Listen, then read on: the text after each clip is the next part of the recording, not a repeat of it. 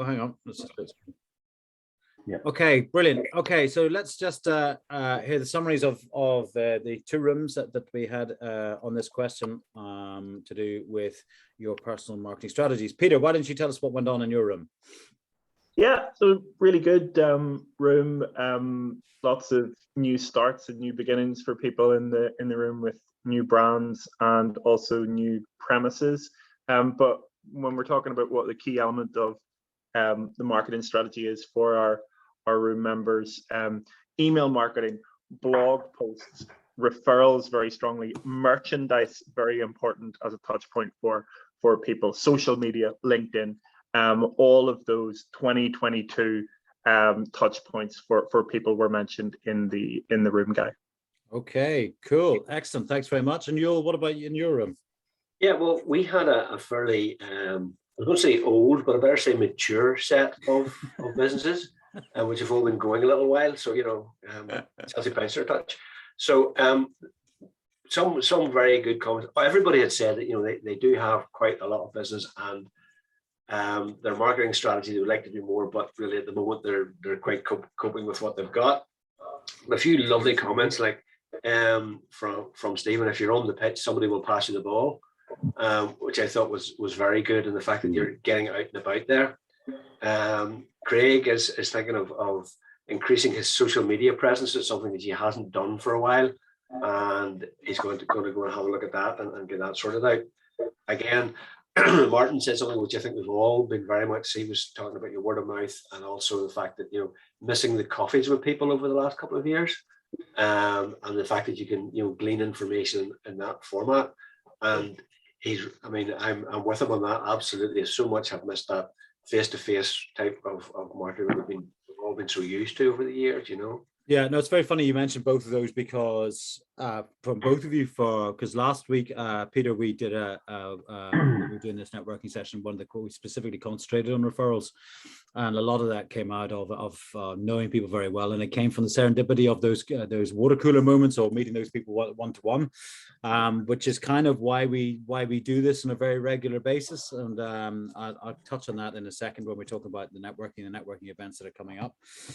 Yeah, and also Craig, just so you're aware, you'll see the events coming up. We have Louise Brogan, who's going to be doing a lunch and learn with us on Thursday of next week, specifically on LinkedIn.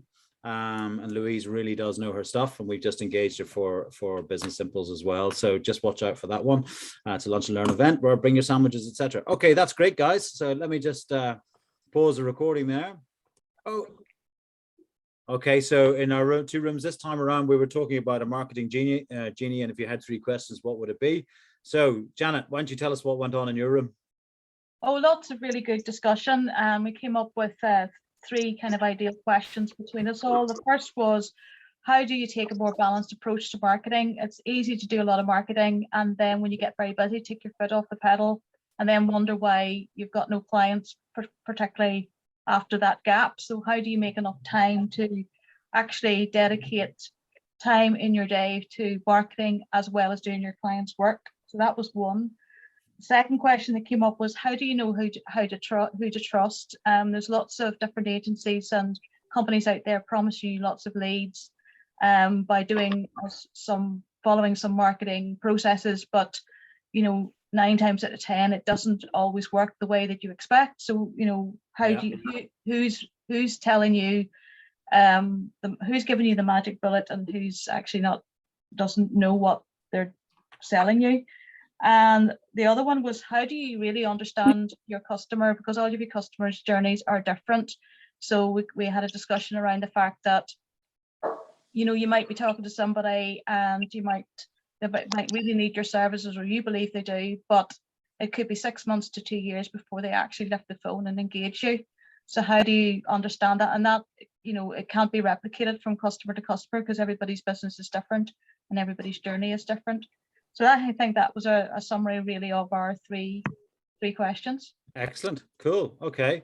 Yeah, no, of course, me being a customer journey advocate, I'm very glad to hear you all talk about that, both in the 5 phases that a customer journey goes through and how long it takes, and there's a big impact on your cash flow forecast and all that sort of stuff. And if you get it right, it can really shake out your cash flow forecast. Okay, brilliant. Thank you very much, Janet. Stephen, what about your room? Well, the danger, Guy, as you know, of asking an engineer for 3 points is you get 9. So we have a long list of 3 points, but I'll drop into sort of 3 different segments.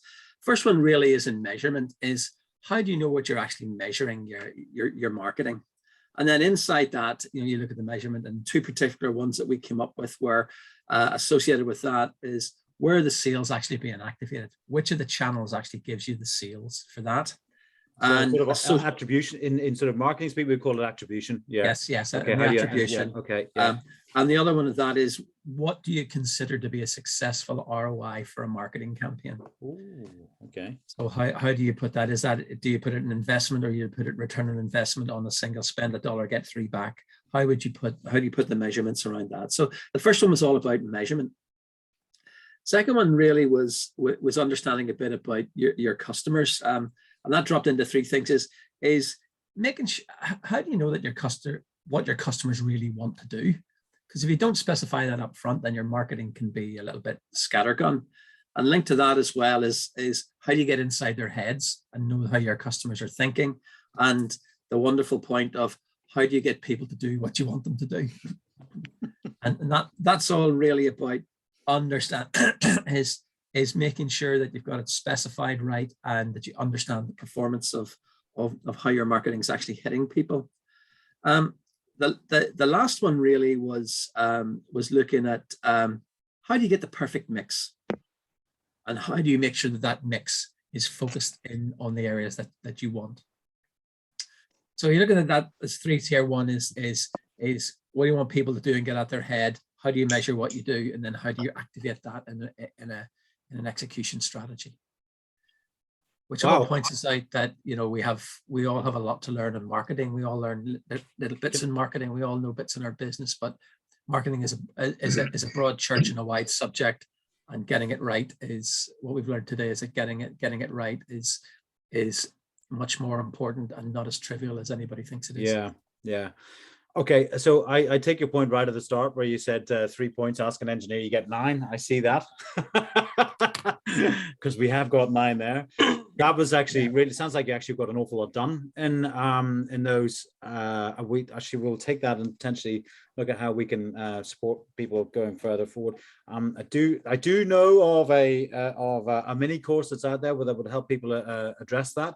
But I will share that. In fact, I'll do that. We'll do that as a free gift to all the members who are here, actually, which it's about 60 minutes of videos that might help you on some of those questions. Okay, right. So with that, I'm going to just stop that recording.